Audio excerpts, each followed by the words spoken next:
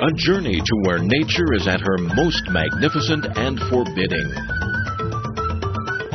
To mysterious places where dazzling and diverse cultures flourish. Where China's numerous ethnic groups draw you into a world of color and vibrancy. Where distinct lifestyles, traditions, and crafts have survived the test of time. Join Travelogue on its 17-part Ethnic Odyssey, visiting more than 100 places across China. Ethnic Odyssey, an enlightened look at China's rich ethnic heritage.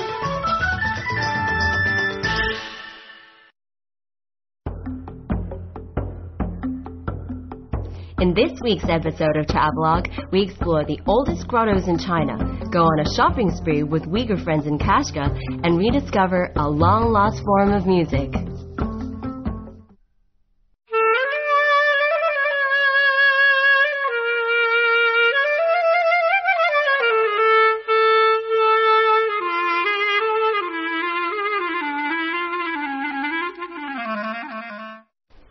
Variety in China's landscape, diversity of its people. Welcome to Travelogue's Minority Series. You're traveling from Kusha to Kashgar with me, Michelle Lin. In Xinjiang, you've already seen the lives of the local modern Uyghur minority. But where does local culture come from? What's influenced it? Let's go find out. Xinjiang is the largest province in China with a unique geographical condition and cultural heritage. South of the Tian Shan Mountains in Xinjiang are numerous cities populated by Uyghur people. In ancient times, these cities were part of the Silk Road. At this time, the western end of Hesi Corridor was split into three. In this area, numerous kingdoms flourished. One of them was the kingdom of Chuzi, known today as Kucha. Kucha is located in the south of Xinjiang, at the southern foot of the Tian Shan Mountains. Kucha is a Uyghur word meaning communications hub.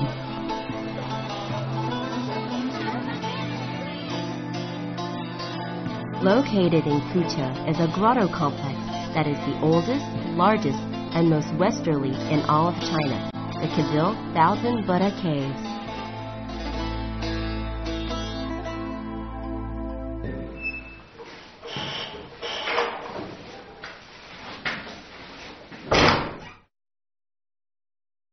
The murals that cover the walls of the caves have a definite Indian influence, seen in the clothes and mannerisms.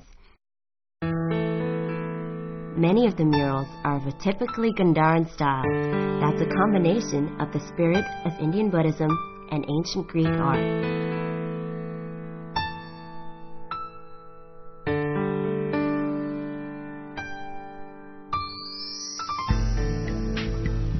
There's considerable debate as to when precisely Buddhism was introduced into China, but most researchers believe it was around the 1st century that Buddhism reached Xinjiang, and from there, spread to the rest of China.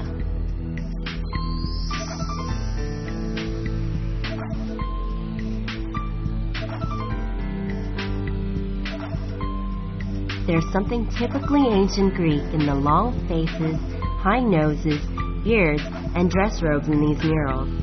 In its interpretation of Buddhist legends, Gandhara art incorporated many motifs and techniques from the classical Roman art, including vine scrolls, cherubs bearing garlands, tritons, and centaurs. The basic symbolism, however, remained Indian.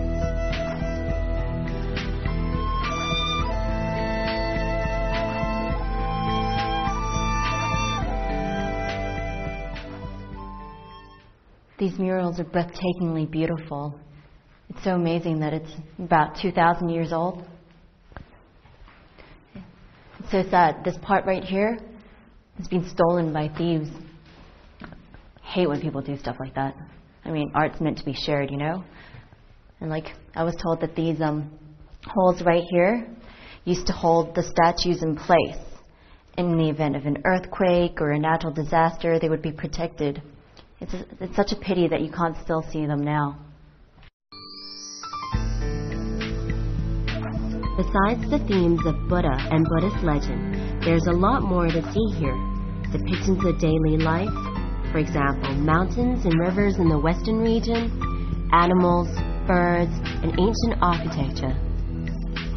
You really get a sense of what life must have been like back then just by looking at these murals.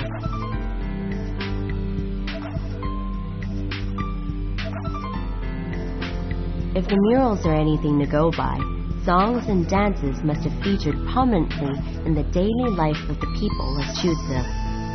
The famous Tang Dynasty monk Xuanzang is quoted as saying, "Of all the countries I have visited, none has music more developed than Chuzhe." The story goes that once the Tang Emperor listened to Chuzhe music for 5 days and nights. Chuzhe music was in fact a big hit in the Tang Dynasty around the 7th century. The paintings are a reminder of the lost songs and dances of long ago. More than that, they are a key reference for rediscovering these lost arts.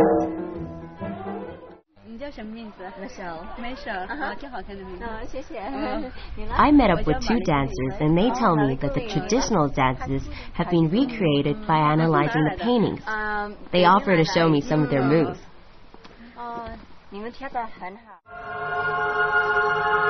The dance describes the story of the asparagus who flew down to earth.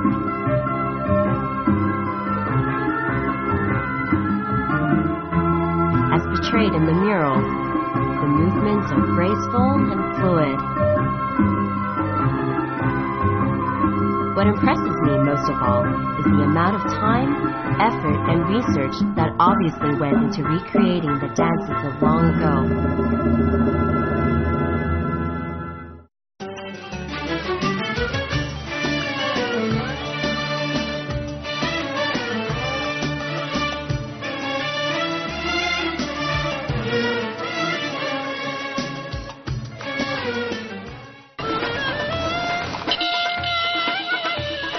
Kucha is a city with a long and culturally rich history, and while Uyghur people today live in a modern city, they still maintain some forms of their traditional lifestyle. For example, the headgears still worn by the women and the dopas by the men. Another example is the use of donkey carts. It can be very unnerving to be stuck in what I can only call a donkey jam. The use of donkeys as a means of transport is so prevalent that Kucha is often referred to as the town on the back of the donkey. There are over 40,000 donkeys here, compared to the human population of 400,000. That's a 1-to-10 ratio. It's no wonder they joke that there's enough donkeys in Kucha to carry everyone in the country. That's not to say that there aren't any cars, but really, what's the point of a petrol-guzzling machine when there's donkey power? The people of Kucha definitely know how to slow down and enjoy life as it comes.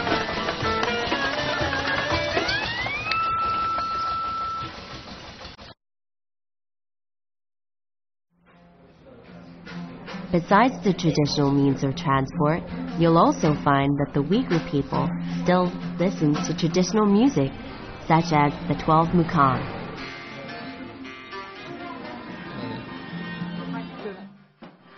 In the mid-16th century, the imperial concubine, Amani Sahan of the Kingdom of Yarkand, decided to compose a piece of music in 12 cycles. They became the 12 mukam, which can be divided into 3 large sections, each containing 25 to 30 melodic sub-branches.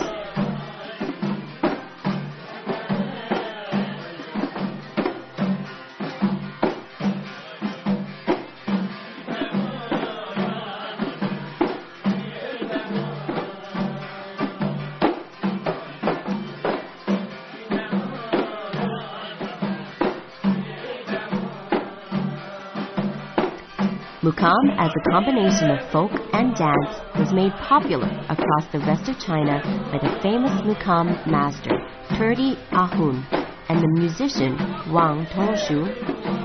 Nowadays, you can find copies of the 12 mukam in Uyghur, Chinese, Arabic, and even English.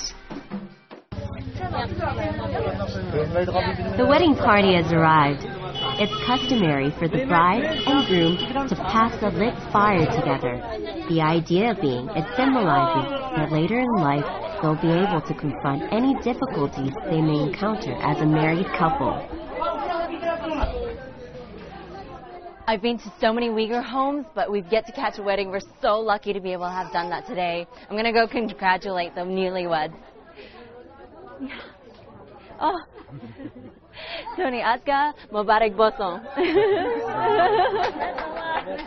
When the bridal party arrives at the groom's home, they find the doors are closed. The custom is to first ask the groom's parents politely to open the doors for the bride. This they do, although not before telling the bride that once inside their house, she must be respectful of the elders living there. Now, what the host is shouting is, "The girls in the bazaar looks like gold." This said, she proclaims the couple well matched, since the bride is beautiful and the groom dashing. All this is said before the elders and friends are asked to wish them a good life together.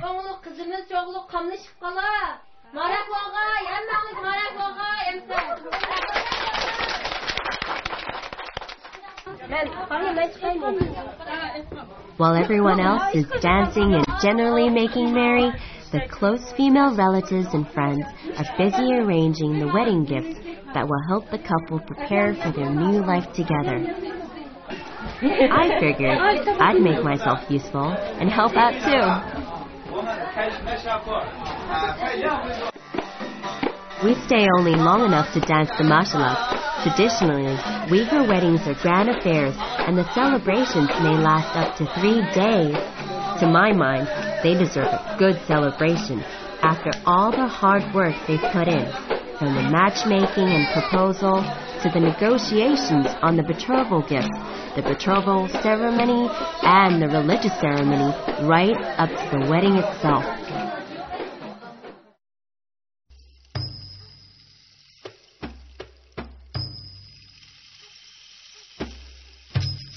Located 20 kilometers northeast of Kucha County, at the foot of Tian Shan Mountains, are the ruins of an ancient temple called the Subhash Buddhist Remains.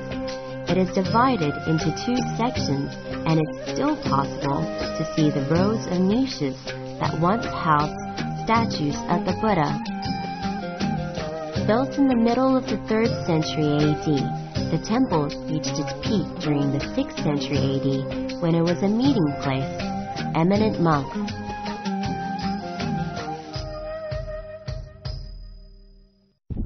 Over 1,200 years ago, 6,000 monks would gather weekly at the stupa to discuss and exchange Buddhist teachings.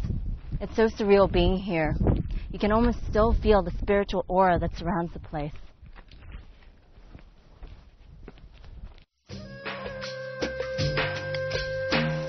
There are many accounts revealing how important this site was to Buddhism. There is even a reference to it in Journey to the West. Archaeologists have unearthed scriptures here written in a unique script found nowhere else in the world. Amongst the findings were also scriptures written in the Chutsu language, proving that Chutsu was once a center of Buddhism. What's amazing to me is that I can still see the outlines of the monks' rooms and the temple's structures. You really get a sense of past glory at this incredible place.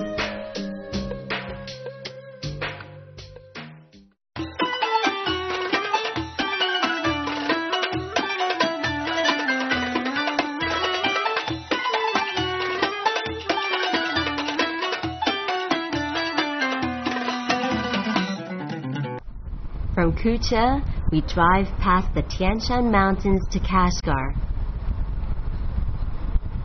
The multicolored mountains along the way are surreal.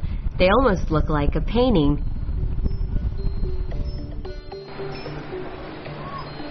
Kashgar was once an important stop on the Silk Road and a center of commerce.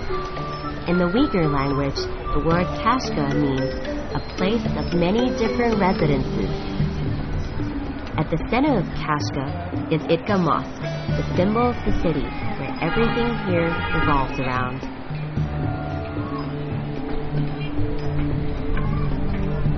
Kashga is one of the most culturally rich cities in China. It's interesting to discover that here, specialty crafts are confined to different neighborhoods. Some are known for their ironwork, for instance, and others for their wood carving or pottery. Now, one such neighborhood is Kaziabishi. Kaziabishi is located in the southeastern part of Kashga's old city. The neighborhood dates back more than 1,000 years. By the way, the name Kaziabishi means pottery at the edge of a cliff. These days, however, there are few potters still left here. Most of the menfolk have found jobs that take them away from home. Still, it's a fascinating place to wander through. There are 40 narrow zigzagging streets where it's pretty easy to get lost. But what better way to meet the women and children who remain? Most of the women in this neighborhood make and sell traditional handicrafts such as the dopa, the traditional Uyghur hat.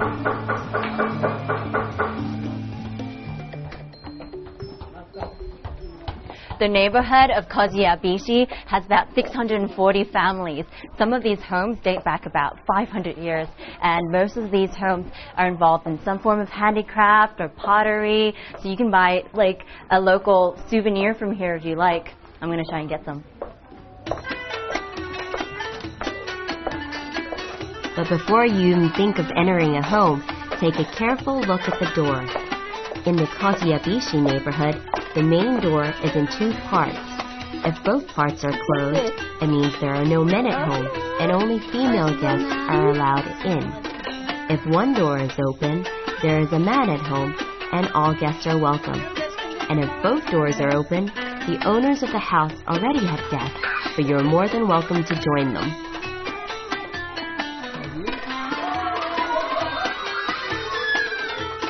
Don't be fooled by the modest exterior of these homes. Once inside, you'll see that the Uyghur people place far more emphasis on the interior of their homes.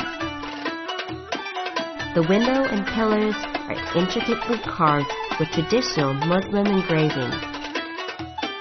And it's obvious that the Uyghur people take great pride in their homes.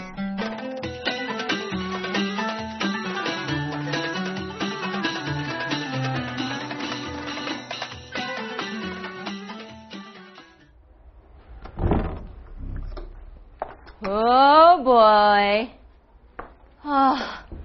Okay, I can't exactly see how many stories that is, but it looks like a lot. Alright, let's go for a climb. Man, that felt like I was on the Stairmaster. Not good. Apparently, Uyghur families, instead of building outwards because of the lack of space, they build upwards. That's pretty cool. Entire Uyghur families... Gotta catch my breath. Entire Uyghur families live in this compound. And, I mean, really? Would you like to live with your in-laws? I don't think I would. Next floor. You know what? I don't think I'm fat, right? But this opening is impossibly small. Look at that. I mean, how is somebody bigger than me supposed to fit through this? Either they're really small and skinny, or I'm just a little bit too big. Third floor, pretty cool. And already the view is amazing. You should see it. Trees and buildings. The old city against the new city. I love the fact that there's a contrast. So beautiful. Finally reached the top. Yiminaha and her family welcome me into their home and tell me that a few men here still keep the 500-year people still method of Uyghur pottery making alive. Like her son, Tura-san, he comes from the longest line of potters in the Kaziabishi neighborhood. He inherited the skills from his father, who got them from his father, and so on, back through many generations.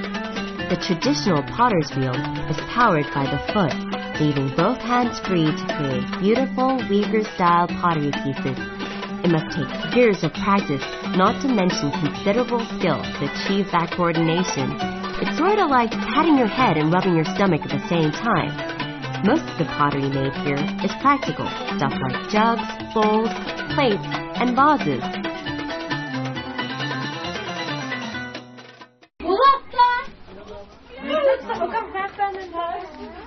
If you come to Yumini Han's home, you'll find that like any mother, she's proud of everything her son makes. In her case, it's to her son's pottery.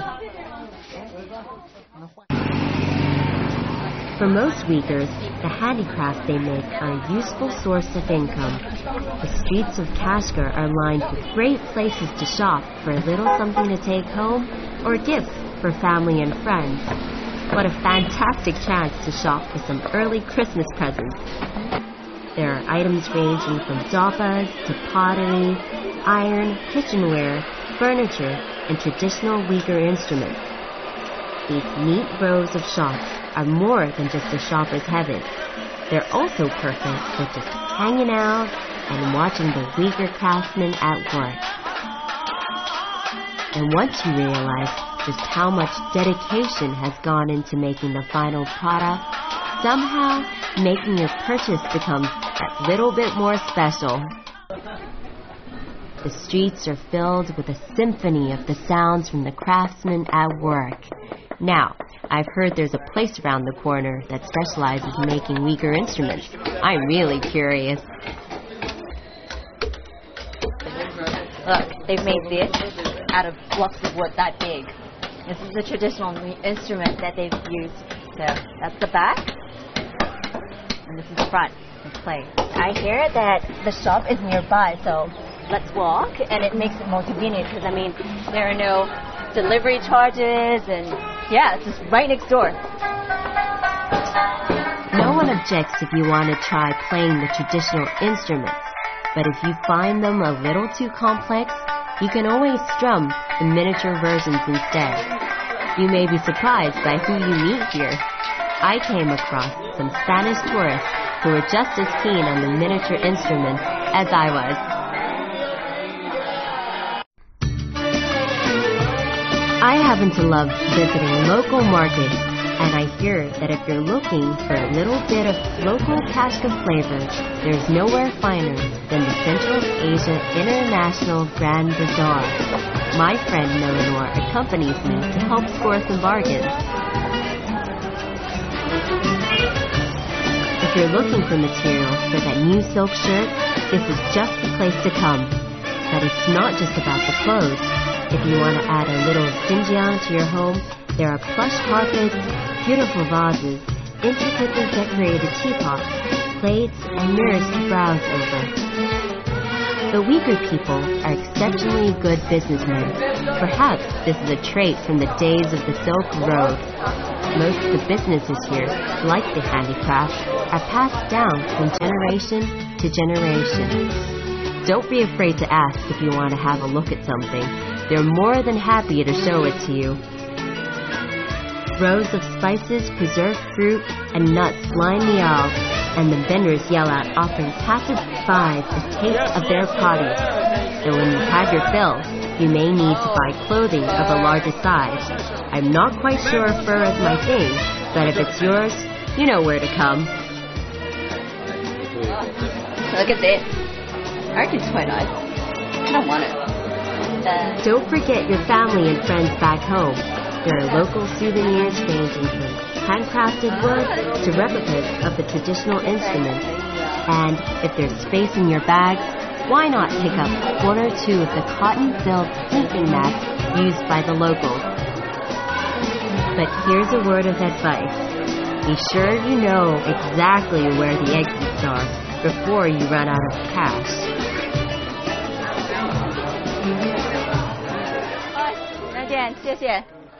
We've traveled along the Silk Road from Kusha to Kashgar, and even after 2,000 years, it's still a hub for traders. It's bustling and it's full of energy, movement, and life. It's an amazing journey. Well, you know what? I'm all shopped out at the Central Asia International Grand Bazaar. Oh my God, what a tongue twister.